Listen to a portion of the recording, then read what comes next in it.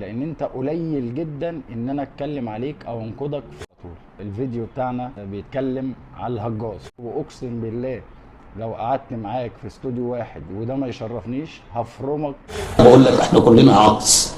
احنا المدربين دول انا من ضمنهم اول واحد هجاص.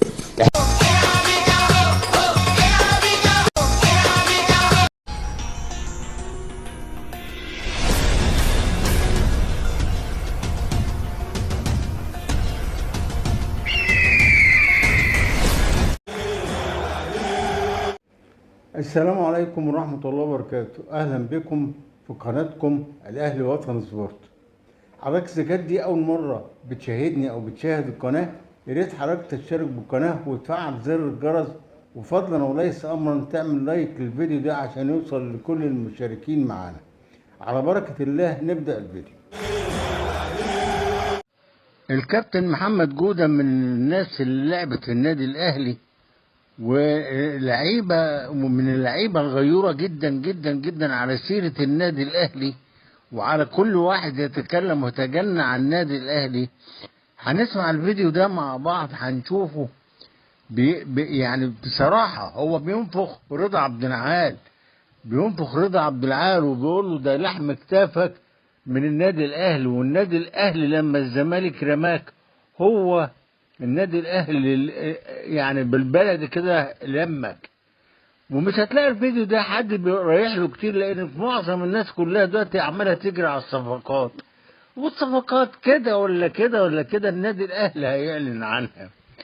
فاحنا بنرد بس على الناس اللي بتتجنى عن النادي الاهلي، وبنصد اي هجوم او اي حاجه مش مظبوطه على النادي الاهلي. يلا بينا نتفرج وارجعوا لي. انت بعيد خالص وقليل جدا، واقسم بالله لو قعدت معاك في استوديو واحد وده ما يشرفنيش هفرمك فنيا. هعرفك يعني ايه تحليل فني، ان هو ما يستاهلش اصلا اكتر من دقيقتين ثلاثه، لان انت قليل جدا ان انا اتكلم عليك او انقدك في التحليل الفني. السلام عليكم ورحمه الله وبركاته. ندخل في الموضوع على طول. الفيديو بتاعنا بيتكلم على الهجاص جوارديولا العرب. طبعا انا عايز اتكلم في حاجه غير التحليل الفني، لان انت قليل جدا ان انا اتكلم عليك او انقدك في التحليل الفني. انت بعيد خالص وقليل جدا يا راجل. انت بقيت فقره كوميديه عند الناس، كل الناس بتستناها. بقيت ايه؟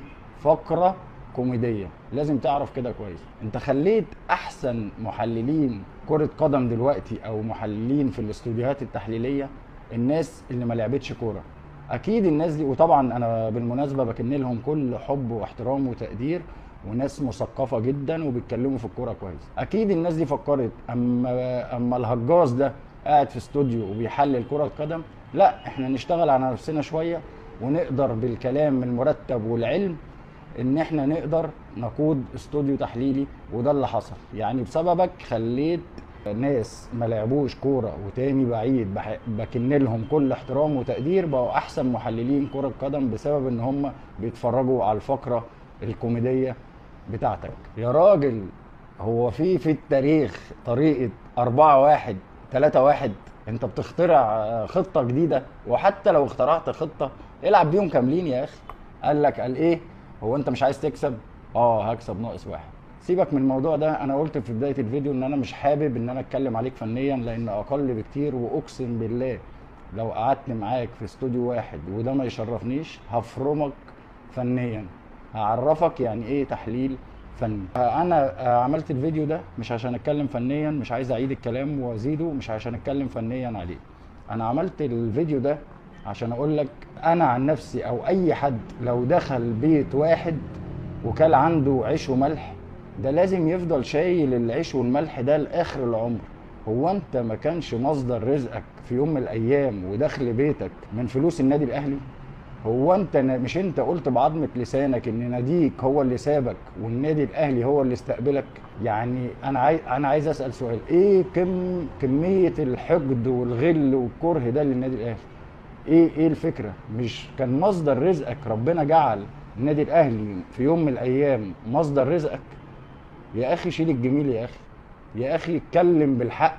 احنا ما بنقولكش ما فيش حد فوق النقد، انتقد النادي الاهلي زي ما انت عايز، بس بطل كذب وتدليس. اللي انت بتعمله ده يعني اكبر. يعني هقول لك حاجه واحده قبل ما اقفل الفيديو ده، عشان انا مش عايز اطول عليكم بصراحه، لان هو ما يستاهلش اصلا اكتر من دقيقتين ثلاثه. فعلا اذا اكرمت اللئيم تمرد. وشكرا. أشكر حضراتكم لحسن صحبتكم ولطيف مشاهداتكم، وأرجو من حضراتكم لو ما كنتوش اشتركتوا في القناة تشتركوا في القناة وتفعلوا زر الجرس، وفضلا وليس أمرا تضغط لايك للفيديو ده عشان يوصل لكل المشتركين معانا. وشكرا. السلام عليكم ورحمة الله وبركاته.